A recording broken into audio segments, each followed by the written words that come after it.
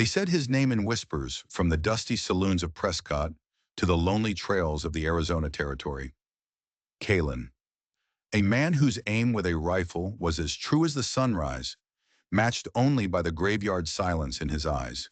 He was a force of nature, part Irish grit, part Chiricahua Apache shadow. The kind of man outlaws told stories about to scare each other. But then came a foe his bullets couldn't touch, a foe called lung fever. It stole his wife, Leanna, and left the most feared man in the territory a broken ghost, alone with a bottle and his 5-year-old son. And then, just when the silence threatened to swallow him whole, a letter came. A letter that would bring Leanna's sister to his door. A woman with the face of his dead wife, but a fire in her spirit that would either be his salvation or the final match that burned his world to the ground. The wind that howled through Coyote Jaw Pass wasn't a friend anymore. It used to whisper secrets of the seasons, promises of rain.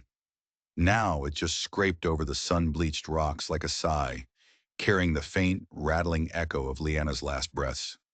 His ranch, Whispering Rock, had become a monument to that silence. The laughter from the cabin was gone. The warm smell of cornbread and sage was replaced by the stale ghost of whiskey and neglect. Kalen was a man carved from the landscape itself. Hard lines, weathered skin, and a watchfulness that was almost predatory. He could track a cougar over bare rock and read a man's intent in the twitch of his thumb. They still talked about the time he faced down the entire Hollister gang by himself. Just him and his Winchester. He left 2 of them in the dirt and sent the other 3 scrambling for the Mexican border like spooked coyotes. He was a living legend. But legends don't mean a thing to Fever. It came like a thief in the night. One day Leanna was hanging laundry, her laughter brighter than the Arizona sun. The next she was a furnace of heat under a mountain of quilts, shivering herself into the next life. Kalen, a man who could set a broken bone with sticks and stitch a wound with horsehair, was useless. He rode for 2 days straight to fetch Doc Abernathy from Silver Creek, but by the time the old doctor arrived, all he could do was take his hat off. Leanna had slipped away in the gray quiet of dawn. She left behind a widower and their 5-year-old son, Cody, who was now motherless in a world that had gone silent. In the 3 months that followed, Kalen simply unraveled. The ranch fell apart. Fences sagged. Branding irons rusted. The garden withered and died. His days were a grim blur of chores done with mechanical fury, and his nights were spent staring into the bottom of a rye bottle. Grief wasn't a feeling, it was a physical weight, a heavy cloak that smothered him, stealing his breath. And Cody, a small, quiet boy with his father's face, but his mother's gentle eyes, bore the brunt of it all.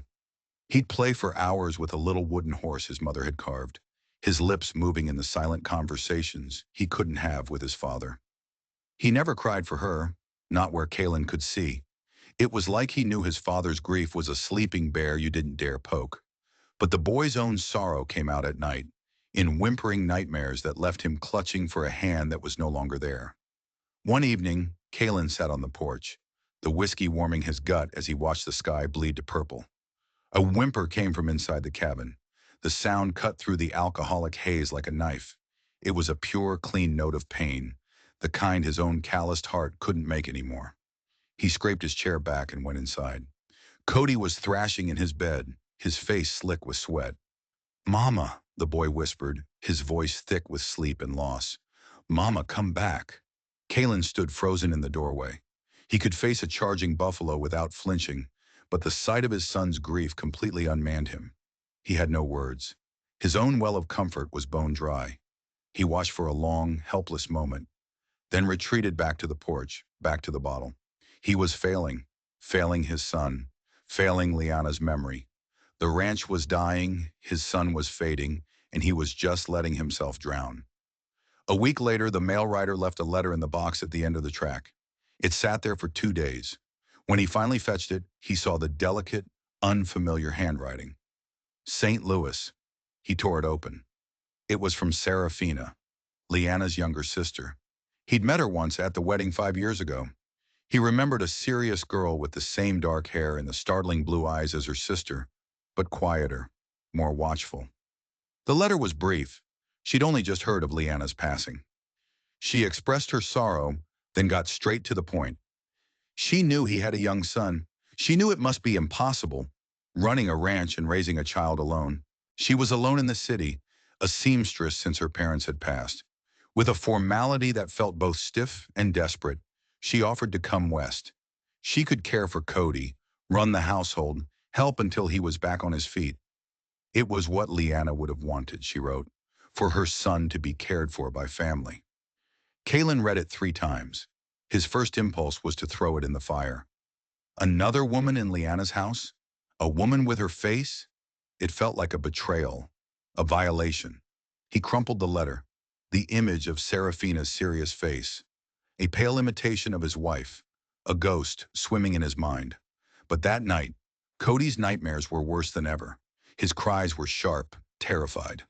Kalen went to him, and for the first time since Leanna died, he gathered the trembling boy in his arms. Cody buried his face in his father's chest and finally let the sobs break free. "I miss her," the boy choked out. "I miss Mama's stories." Holding his son, feeling the desperate shaking of that small body, Kalen felt the first crack in the ice around his heart. He wasn't enough. His grief was a poison, and it was killing his son. He couldn't give Cody the softness he needed, the stories, the gentle touch that had been ripped away. He was a rock, a fortress, but a little boy couldn't live on stone alone. The next morning, his hands shaking, he smoothed out the crumpled letter. He found a pen and in his rough, blocky handwriting wrote a single word: "Come." He sent it off with the mail rider, not knowing if he was inviting salvation or just a more complicated kind of hell into his home. But he knew with a certainty that chilled him to the bone that he couldn't go on like this. The silence had to be broken, even if the voice that broke it was just an echo of the one he'd lost forever. The stagecoach that pulled into Silver Creek looked like it had been through a war, caked in the dust of 1,000 merciless miles. When the door opened, Serafina Gable stepped out. She wasn't the delicate city flower he half expected. She was more like a coiled steel spring.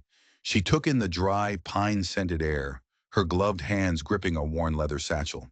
She was thinner than he remembered, paler, but the same fierce intelligence burned in her blue eyes. They were Leanna's eyes, but they held a different fire. Not the soft glow of her sister, but the sharp, assessing glint of a blacksmith's forge. Kalen was leaning against a post by the freight office, a forced casualness in his stance.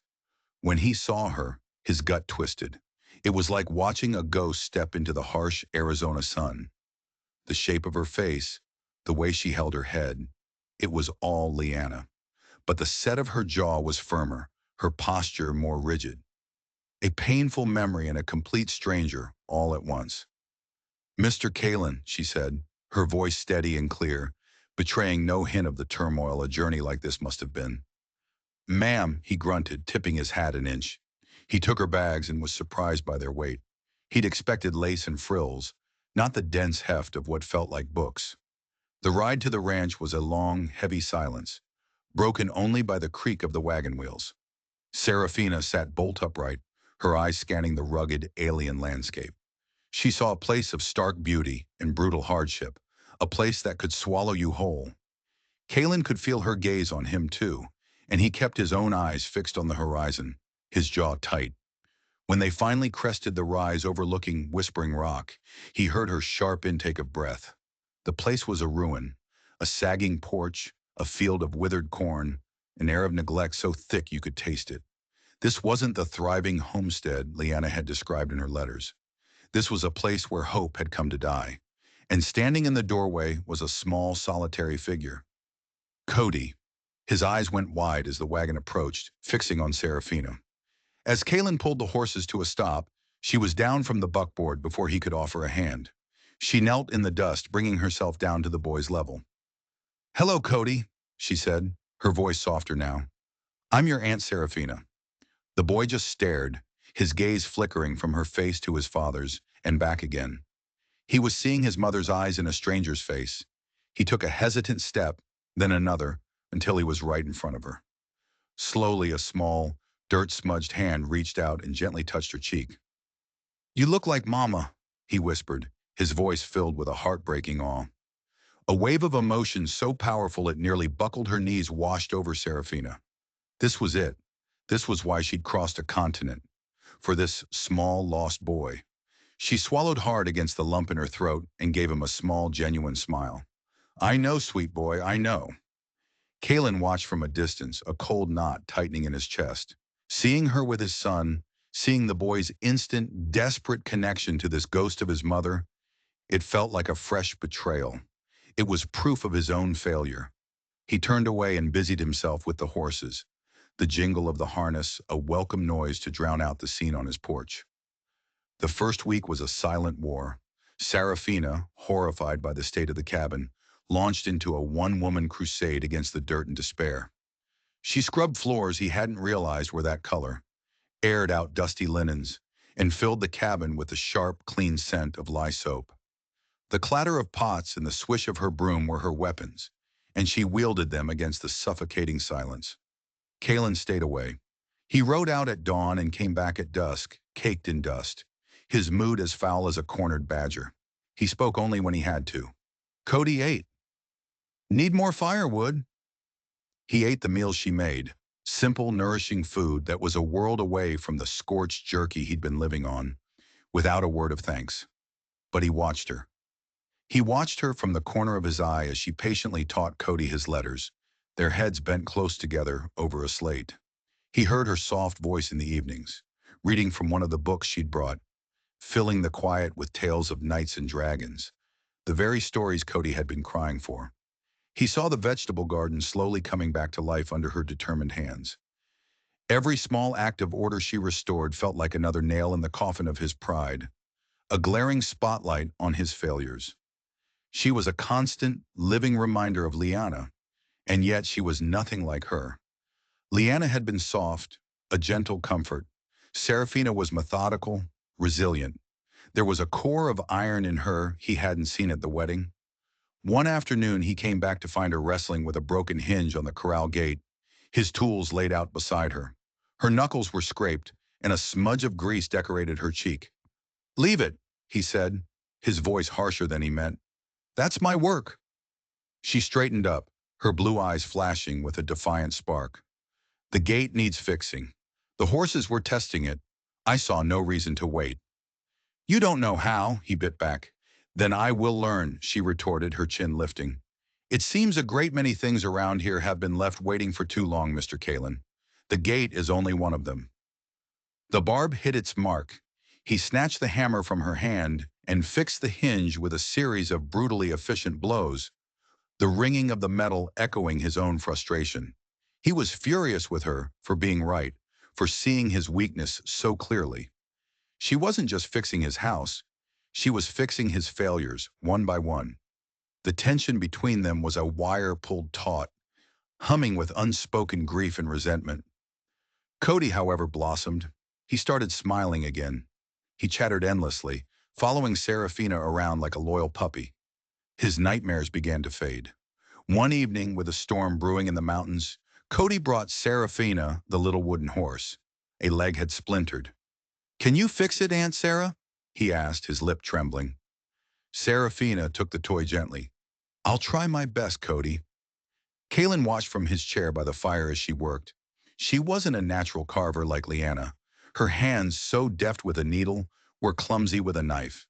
She struggled, but finally managed a rough repair with some glue and twine. She handed it back to Cody, and his face lit up with pure relief. Later, after Cody was asleep, Kalen walked over to the hearth where she was putting away her sewing kit. He picked up the mended horse. The repair was functional but ugly.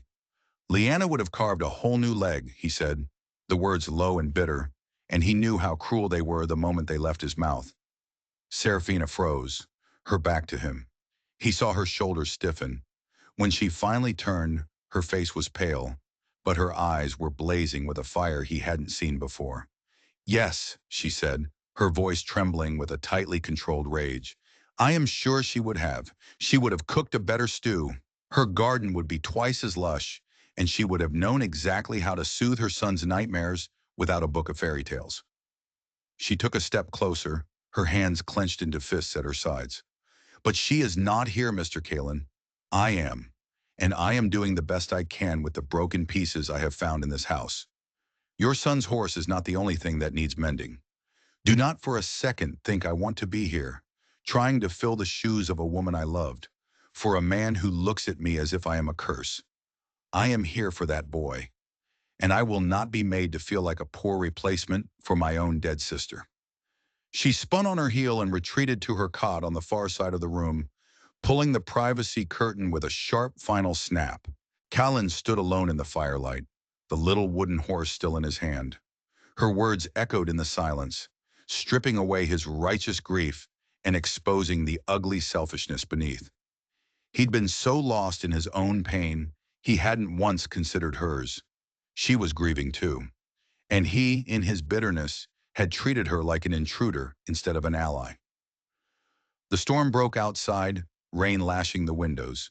But for the first time in months, the storm inside Callan began to quiet, replaced by the hot shame of his own cruelty. Serafina's arrival had started to bring a fragile order to the chaos of Whispering Rock. But beyond the ranch's borders, a different kind of chaos was brewing. Callan's weakness hadn't gone unnoticed. In the territory, when a strong man stumbles, jackals start to circle. And the biggest jackal of all was Bartholomew Bart Thorne. Thorne owned the sprawling ranch to the east. He collected land the way other men collected stamps, building an empire on legal tricks, intimidation, and ruthless ambition. He wore tailored suits from San Francisco and spoke like an educated Easterner, but his eyes were cold and still, like a Gila monster's.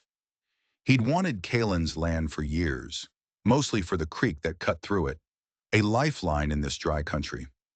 While Leanna was alive and Callan was the undisputed king of this valley, Thorne had kept his distance. But now he smelled blood in the water. The trouble started small. A dozen head of cattle vanished from the north pasture. Callan, his senses still dulled by whiskey and grief, wrote it off as strays. But a week later, 15 more were gone. This time he rode out to investigate. He found what he'd half expected: the tracks of shod horses, deliberately driven over the cattle prints to hide the theft. The tracks led east, toward Thorne's land. The discovery was like a bucket of ice water to the face. For the first time in months, the familiar cold fire of vigilance started to burn in his gut, pushing back the fog. This was a language he understood. It was a challenge, a test. That night, the cabin was thick with a new tension. Callan was cleaning his Winchester by the fire, his movements precise and deadly. The metallic click-clack of the lever action was the only sound. Serafina watched him, her mending forgotten in her lap. The brooding, listless man was gone. In his place was the dangerous, still creature she'd first seen at the stagecoach stop. "Is there trouble?" she asked, her voice low. "Cattle rustlers," he said, not looking up. "Will you go to the sheriff?" He gave a short, humorless laugh.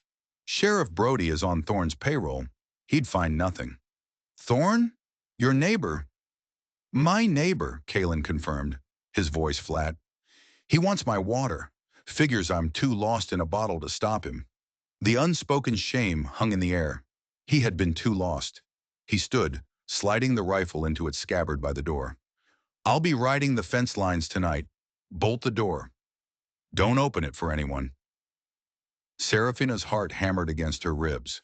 This was the West she had only read about in dime novels. It wasn't just about harsh weather.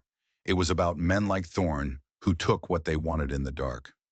As she watched Callan's silhouette in the doorway against the rising moon, she realized he wasn't just her dead sister's husband anymore.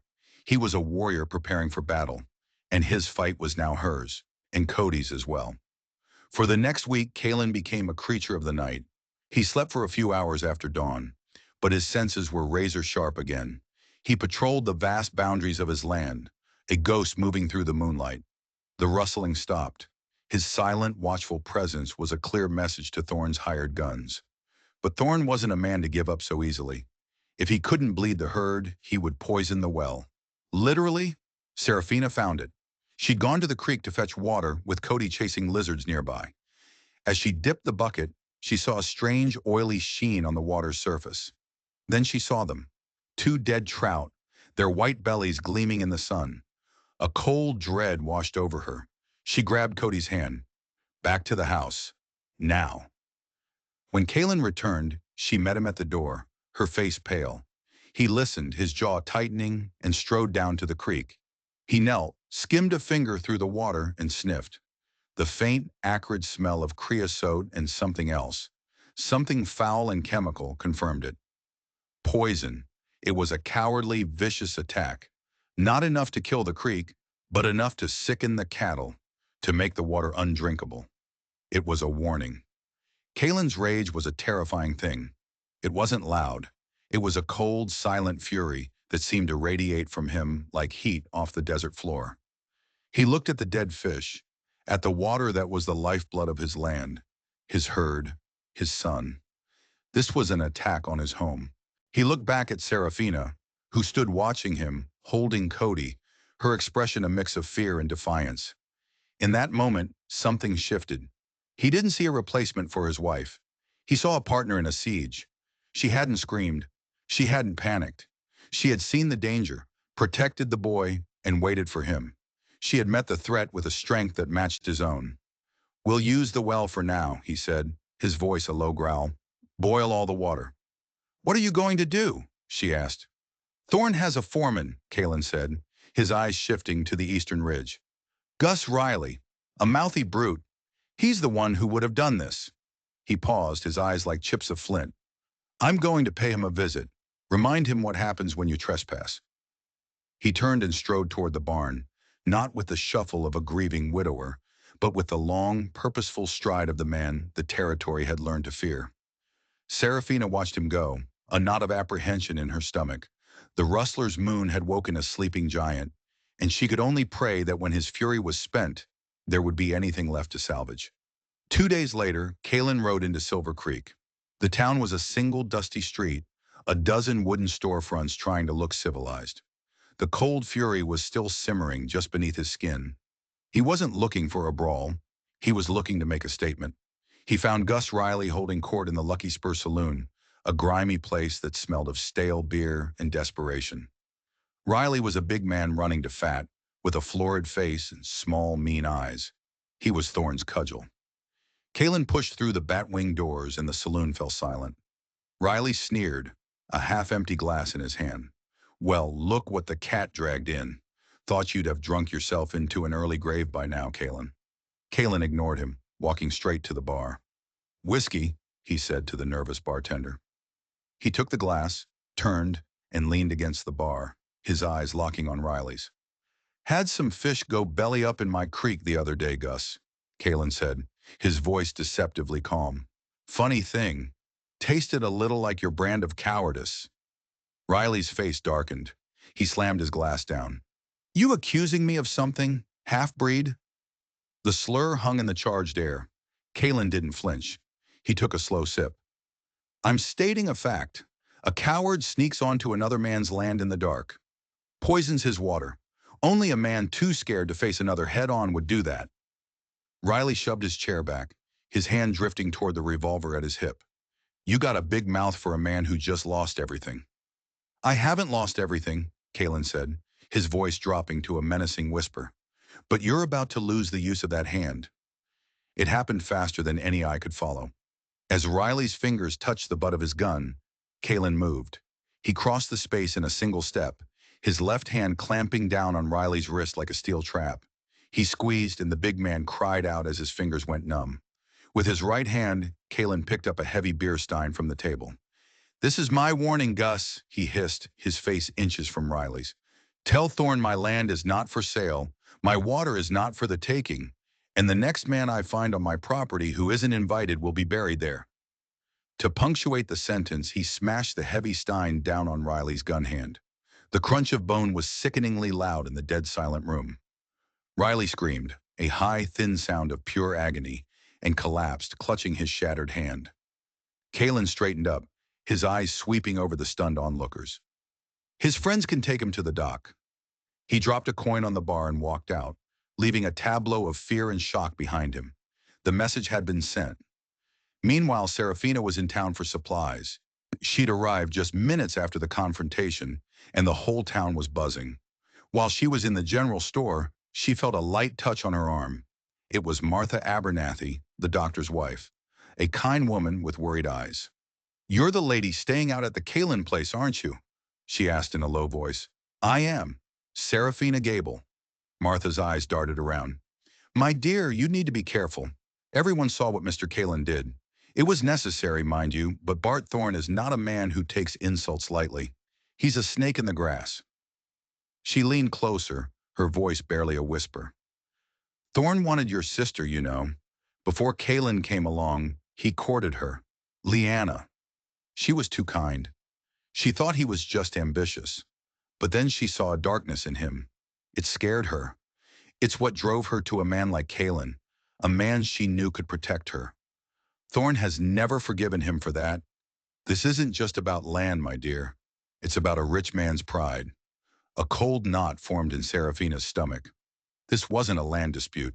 It was a poisoned history, a festering obsession. It explained the targeted cruelty of the attacks. It was all personal. She finished her shopping with a new sense of urgency. Kalin was waiting by the wagon, his face grim but the listless despair gone, replaced by a hard, focused light. On the long ride home, she broke the silence. "I spoke with Martha Abernathy. She told me about Thorne and Leanna." Kalen's hands tightened on the reins. For a long moment, the only sound was the wagon wheels on the dry earth. When he finally spoke, his voice was rough. "Leanna was like sunshine. She saw good in everyone, even when it wasn't there. She thought Thorne was just lonely. I saw him for what he was." "She chose you," Serafina said softly. "She did," he said, and a world of pain and pride was in those two words. And he's never forgotten it. He thinks with me weakened, he can finish what he started, erase me from this land, from her memory. The raw confession changed everything between them. They weren't just a grieving man and his sister-in-law anymore. They were allies, bound by a shared past and a very present danger. They were protecting not just a ranch, but the legacy of the woman they had both loved. That evening, a truce settled over the cabin. After Cody was asleep, they sat at the table in the warm lamplight. Kalin was working oil into a saddle strap, his hands sure and practiced. Serafina was darning one of Cody's socks. The silence was comfortable, companionable. "She wrote to me about you," Serafina said quietly. "She said you were the strongest man she'd ever known. She said you were quiet, but that you had a loud heart. That's how she put it." Kalin stopped his work. He remembered Liana saying that, laughing, after he'd spent a whole day building her a rocking chair without saying 10 words. The memory was a sweet ache. "She talked about you, too," he said, his voice husky. "Said you were the smart one, the one who read books and wasn't afraid to speak her mind to anyone.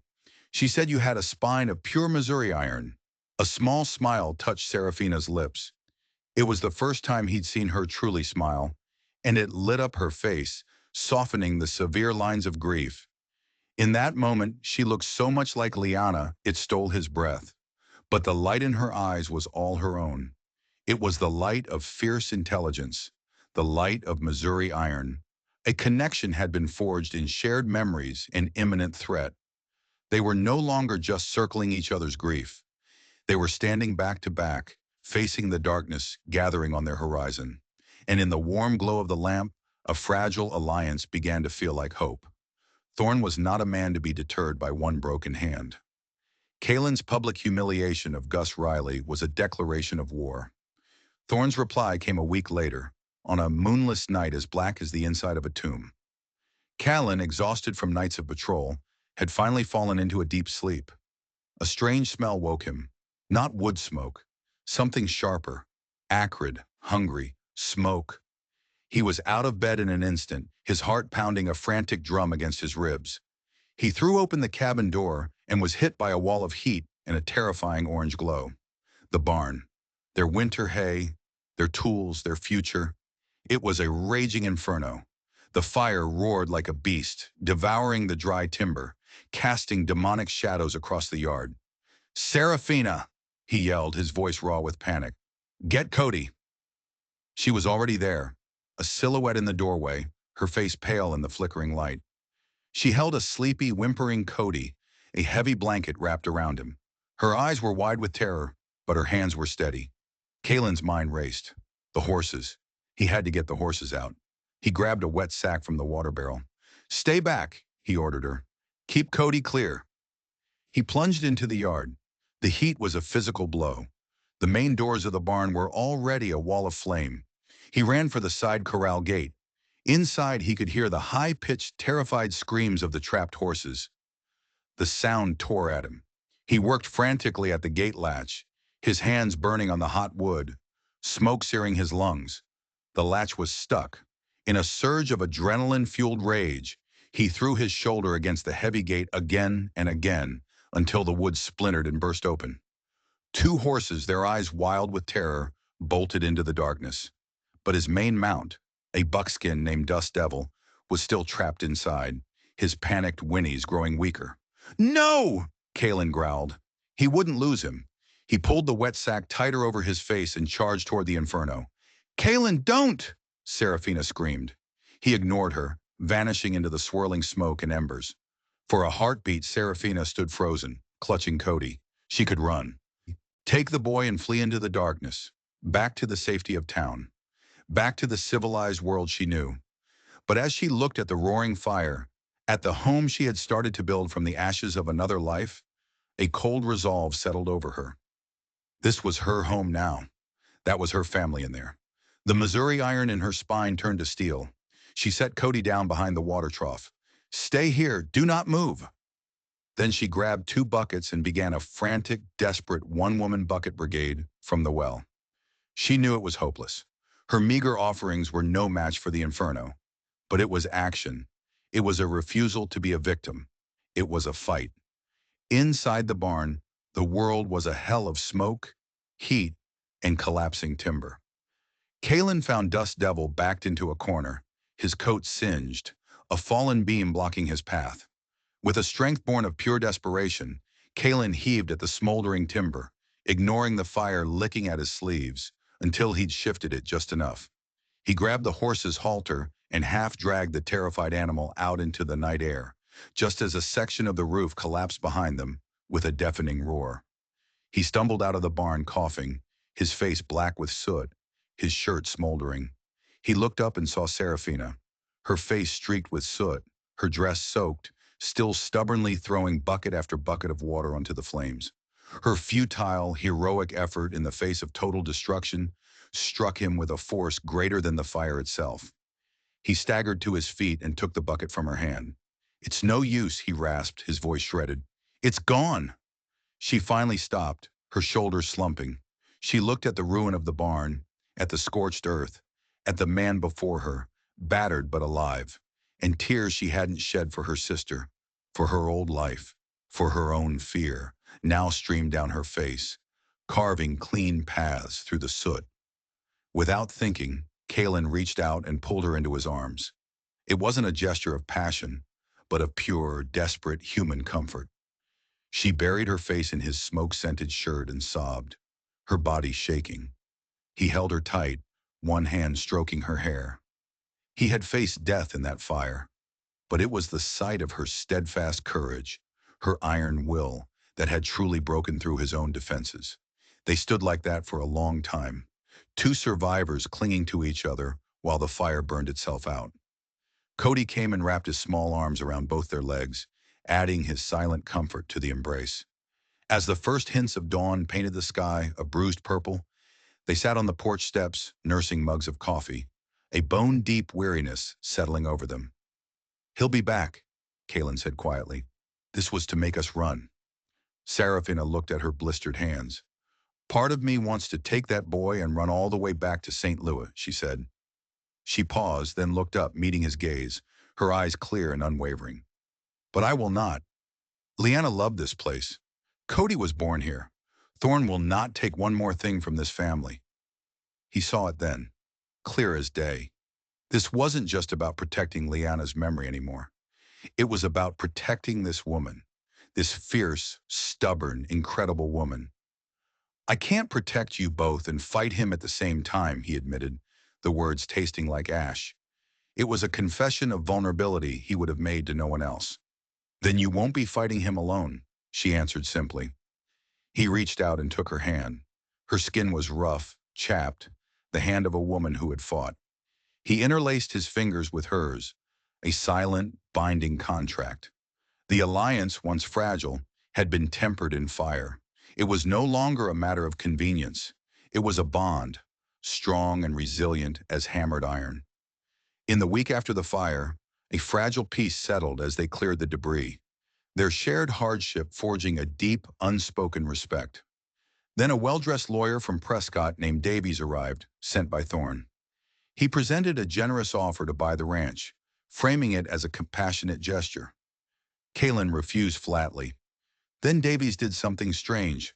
He turned to Serafina and offered her a separate private settlement, a train ticket back to St. Louis, and $1,000 cash, an obscene amount of money. The targeted offer was a blaring alarm bell.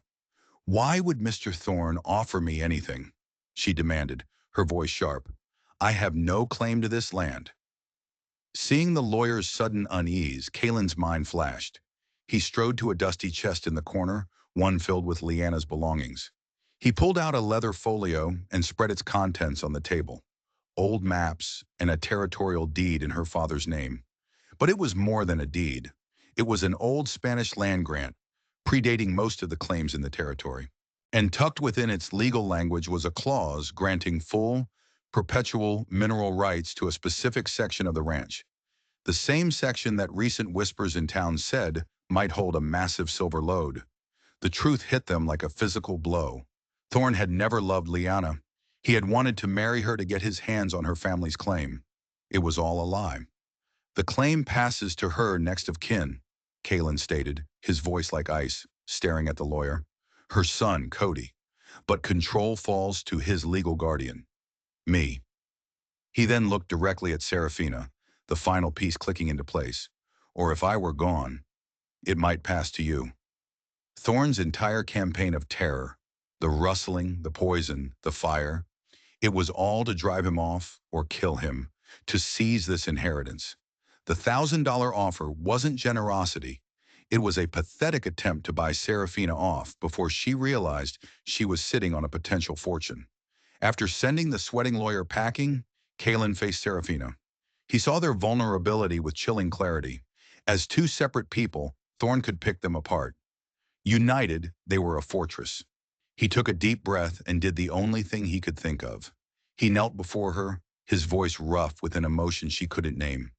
"Marry me, Serafina, not as a replacement for your sister, but as my partner, as Cody's mother in the eyes of the law. Let's combine our names, our claims, and give Thorne a fight he can't win." It was a proposal born of strategy, a sacrament of survival. But as she looked into his eyes, Serafina saw more than an ally. She saw a man she had come to admire, a man she had, to her own astonishment, come to love.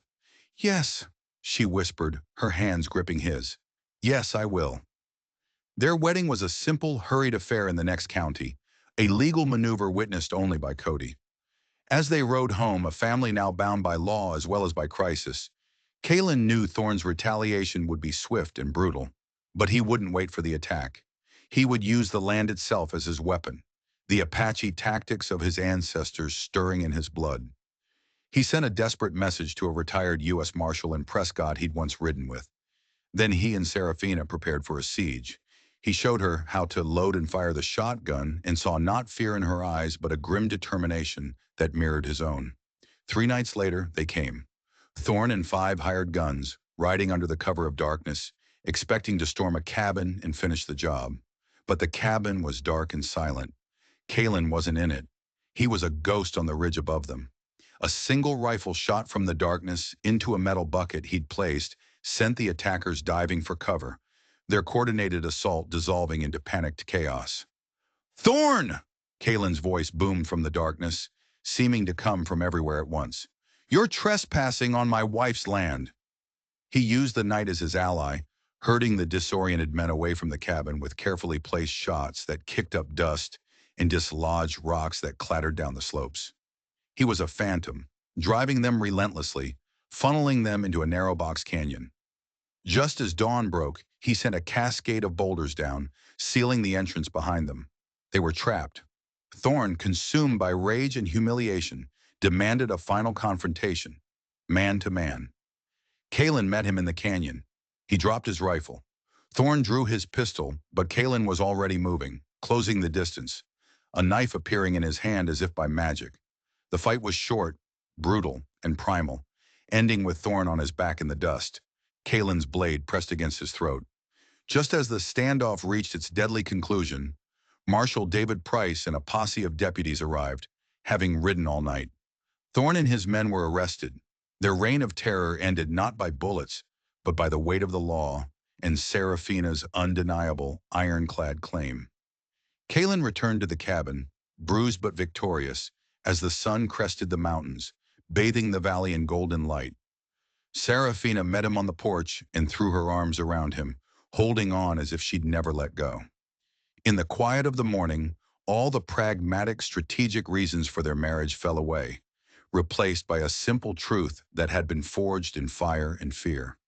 "Serafina," he said, his voice husky with emotion he no longer tried to hide, "somewhere between the fire and the fight, I think I started falling in love with you." A single tear of joy traced a path through the soot still on her cheek. "I think I was too," she confessed. He kissed her then, a kiss that wasn't about grief or memory, but about a new beginning. Their shared future was as bright and clear as the Arizona dawn. The story of Callan and Serafina is more than just a tale of the Old West. It's a testament to the resilience of the human heart.